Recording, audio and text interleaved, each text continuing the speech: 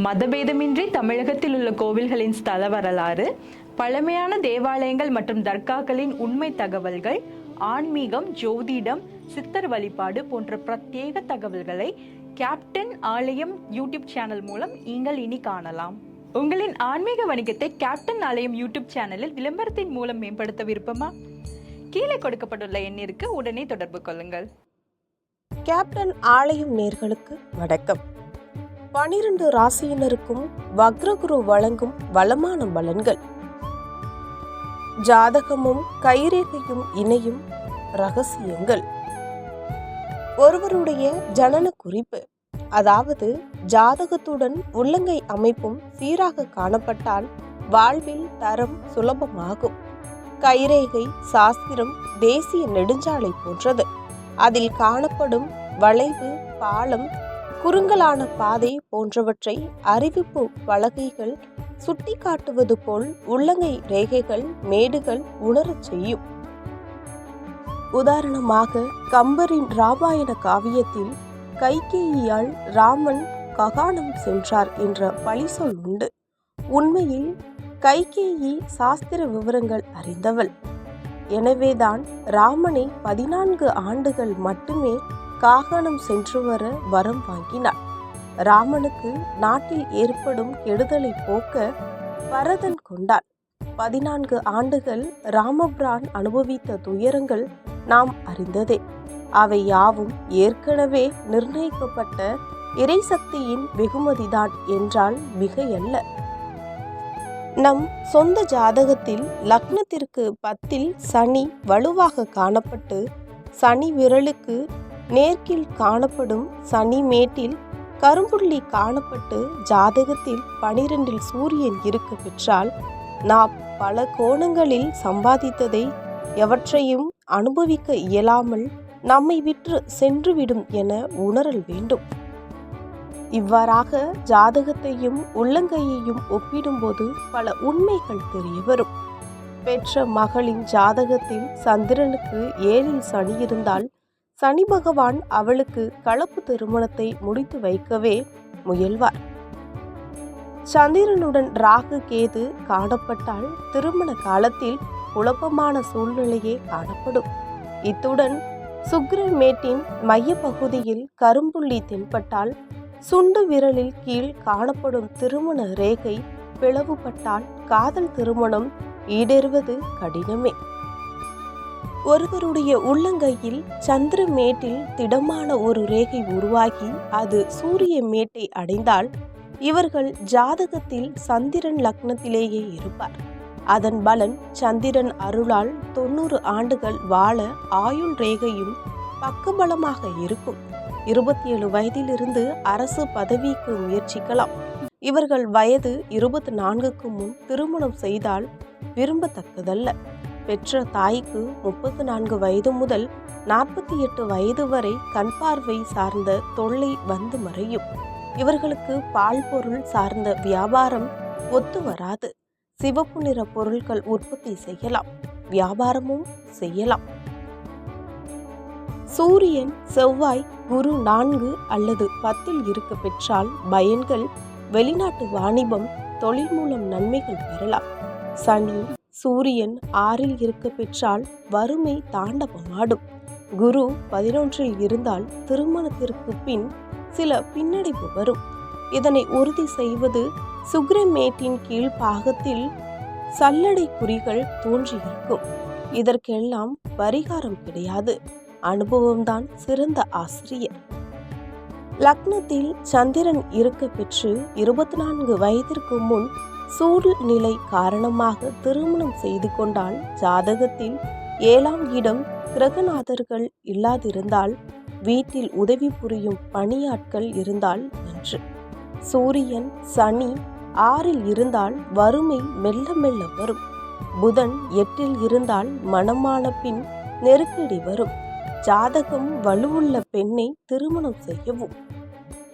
சுக்கிரமேட்டிலிருந்து ஒரு ரேகை நேராக குருமேட்டை அடைந்தால் ஜாதகத்தில் 2ஆம் இடம் நற்பலனை பெற்று தரும். கட்டை விரலின் முதல் அங்குலாஸ்தியில் கோதுமை ரேகை சுத்தமாக தீய குறியின்றி காணப்படும். இதன் பலன் வாலிபம் முதல் இறுதி வரை யோக நிலை பின்தொடரும். கட்டை விரல் 2ஆம் அங்குலாஸ்திரியில் கோதுமை ரேகை காணப்பட்டால் சகோதரிகள் இருந்தால் அதிக ஆதரவு பெறலாம். சந்திரன் லக்னத்தில் காணப்பட்டு சந்திரமேடு உச்சம் பெற்றால் யோகம் தரும் வயதுகள் 2, 14, 26, 38, 50, 62, 81, 86 என இவ்வாறாக இருக்கும். வீடு வாகனம் வரும்.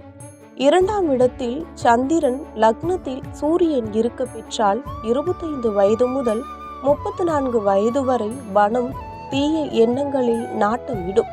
இதய ரேகையில் தீய குறி, கரும்புள்ளி போன்றவை காணப்பட்டால் மனதை நல்வழிப்படுத்த தீயனம் யோகம் போன்றவை செய்தல் நன்று. 3இல் புதன், 9இல் குரு இருந்தால் புதன்மேடு குருமேடு நீசமாக காணப்படும். உத்தியோகம், வியாபாரம், தொழிலில் உழைப்புக்கேற்ற ஊதியம் வராது. பரிகாரமாக 40 முதல் 43 நாட்கள் மாதர்களின் மஞ்சள் நிற ஆடைகள் தானம் செய்வது நல்லது. பள்ளி குழந்தைகளுக்கு உதவி புரிதல் வேண்டும். சந்திரமேட்டிலிருந்து ரேகை உதயமாகி புதன்மேட்டின் கீழ்ப்பாகம் காணப்படும் இதய ரேகையில் முற்று பெற்றால் இவர்கள் ஜாதகத்தில் சந்திரன் 12இல், செவ்வாய் லக்னத்தில் இருக்கும். அரசு ஆதரவு தடையின்றி வந்துவிடும். 2இல் செவ்வாய் மாமனார் மாமியார் செல்வதாக இருப்பார்கள். 3இல் செவ்வாய் இருந்தால் சகோதரர்களால் பாக பிரிவினை வரும். 5இல் கேது இருந்தால் பிள்ளைகளை வாலி பக்கத்தில் கவனமாக கண்காணிக்க வேண்டும்.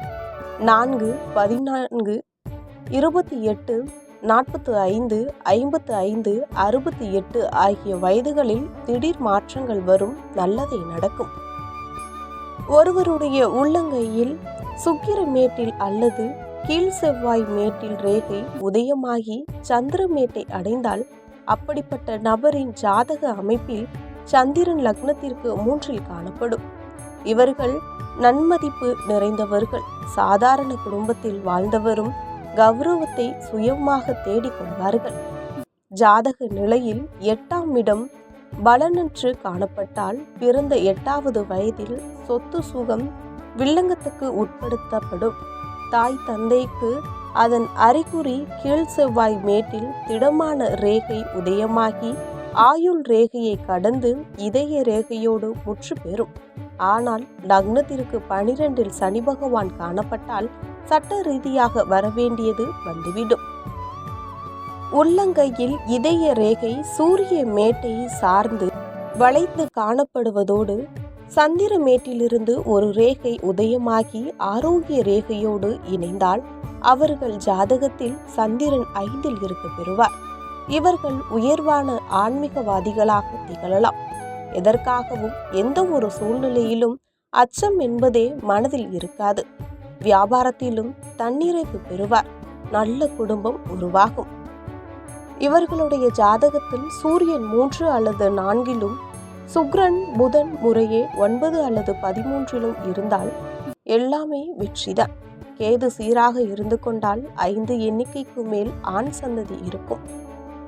இதை நம்பும் விதமாக நான் ஒரு விளம்பர ஸ்தாபனத்தில் 11 ஆண்டுகள் தொடர்ந்து பணிபுரிந்தேன்.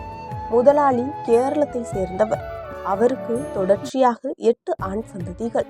அத்தனை பேரும் முத்தான பதவி வகித்தவர். சந்திரமேட்டிலிருந்து ரேகை உதயமாகி புத்தி ரேகையை தாண்டி புதன்மேட்டை அடைந்தால் இவர்கள் ஜாதகத்தில் சந்திரன் 6இல் காணப்படுவார். இதன் பலன் கிட்டத்தட்ட 80 வயது வரை சுப்பிலட்சமாக வாழலாம். இவர்கள் ஜாதக வாயிலாக குரு 2இல் காணப்பட்டால் சில பின்னடைவால் தாயாரின் உடல் நிலை சீரமைத்தை தரும். சொத்து சுகங்களிலும் மாற்றங்கள் வரலாம்.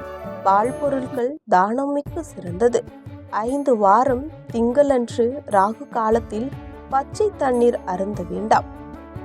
இதய ரேகை புதன்மேட்டில் முற்று பெற்று சந்திரமேடு உச்சமாக காணப்படும். சந்திரமேட்டிலிருந்து ரேகை சுக்கிரமேட்டை அடைந்தால் குடும்ப வாழ்க்கையில் ஆணாக இருந்தாலும் பெண்ணாக இருந்தாலும் பிறர் பாராட்டை பெறலாம். அநேகர் தங்கள் வாழ்க்கை துணைக்கு கட்டுப்பட்டு வாழ நேரிடும். சொந்த நாட்டிலும் அயல் நாட்டிலும் தன் லாபம் பெறலாம். ஆன்மீகம், ஜோதிடம், அருள்வாக்கு என பாதையும் அமைக்கலாம்.